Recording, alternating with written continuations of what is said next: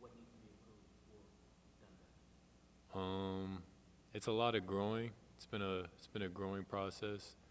We're learning how to play off each other, both offensively and defensively. I think we've improved on on both of those, but I think offensively we got to learn how to when we draw to get off the ball. Defensively, we're taking the wrong risk at the wrong time. We got to learn. So it's a couple little things, and obviously sticking to our principles, both offensively and defensively, is key. But that's something that's just going to come with time. But those little things, I think we correct now. Take me through your big sequence that you had in overtime.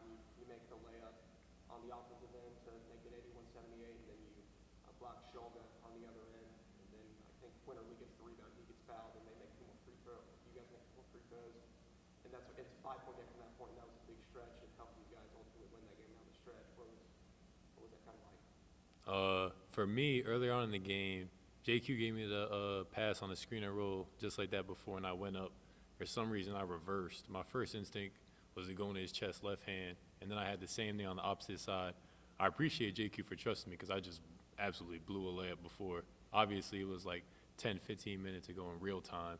He gives it back to me, and I'm like, I was already telling myself on the bench, if I get another opportunity to score, I'm going to go right at his chest.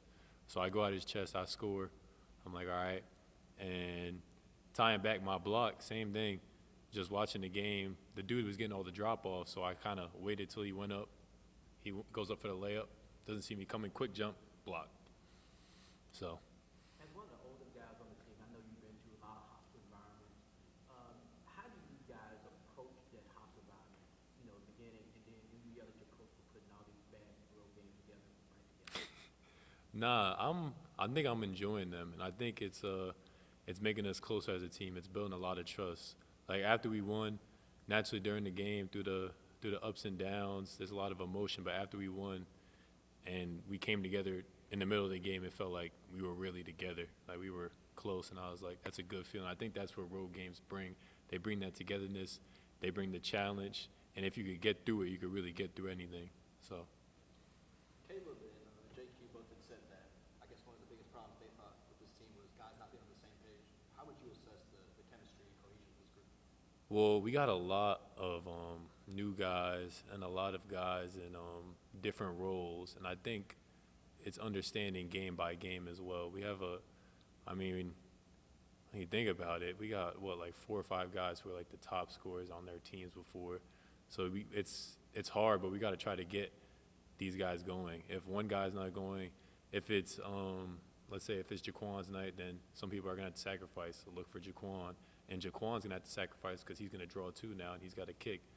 And I think in terms of our scores, we all got to learn that. But it's also defensively playing with each other and understanding to trust when we say something, to trust who's talking.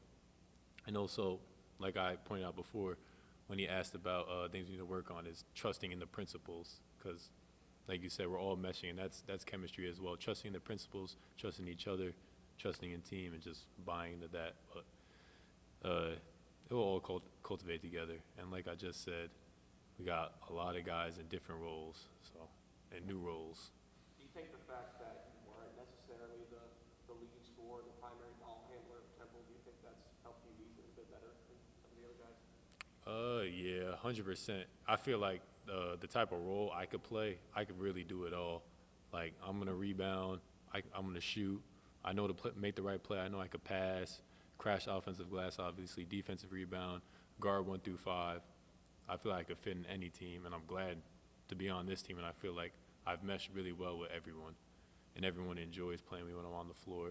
So I just try to tap into all those things and do whatever I see is needed. If I see, oh, no one's crashing offensive glass, I'm crashing. All right, we're not doing right on the screen and roll coverage. All right, let's switch this. I'll guard the 1. Little things like that. So. What's been the issue, I guess, with rebounding in particular? Is it just kind of simple as not boxing out, or is there other stuff in play there? I think it's just a matter of us. I don't want to say heart, because I don't think it's the heart. I think it's a lot of in between, because a lot of guys, I know they care, and their first instinct is, let me go jump and get it, and they're looking up at the ball. They're not aggressively jumping to get it, and then they're like, oh, let me box out, And it's like sometimes they get caught between both of those. It's kind of like you got to be like, all right, I'm going to box this guy out, or I'm just going to be a dog and grab this rebound. And we're too calm between. And I don't think it's hard, but I do think it has to be a focus. If they put their heart into it and they care into it, I think that it would make us 1,000 times better at it because we have the athletes, we have the ability. So. What part of your game do you think takes this team to a different level, if that makes sense? Like what is it your three-point shooting? Is it your rebounding? Is it your defense? Well, obviously, I think those are all things I've already showcased. Like, I can make the open three. I'm guarding 1 through 5. I'm talking on defense. I'm offensive rebounding. I think just being able to be a two-way player and then being able to be like, all right, we could rely on Nick to actually make a play when he's out there. It's not like, when we pass Nick the ball, it's not just catch and shoot. He could drive, make the right play, maybe rip through, get a dunk. And I also think me just being able to run the floor, get more tip dunks, create more opportunities for myself because these guys are so great at drawing multiple dudes. David, JQ, Jaquan, all these dudes, Caleb Mills, they're drawing 2 to 3 defenders, and I got to learn how to find little gaps, little crevices where I could catch a lob, drop off pass, dunk, even when I'm running the floor, put back dunks. So I think capitalizing on that and being able to make plays and be not just a defensive player, but an offensive player as well. So. What do you think about the job Malcolm's done the last few games? It seems like he's sort of elevated himself. I mean, I'm not surprised at all, man. I mean, it's funny because I didn't think he was that good when I first got here. No, seriously. And it's really Temple's fault because the scouting report on him was so false. And I remember I started watching film before I came here. I'm checking out. I'm like, yo, this guy is like a stud.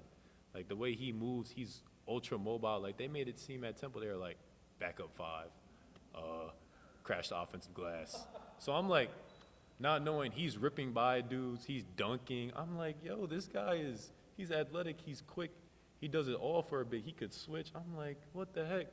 So in terms of that, it's no surprise. As soon as I saw the film and as soon as he got here and I saw him play, like nothing he does surprises me.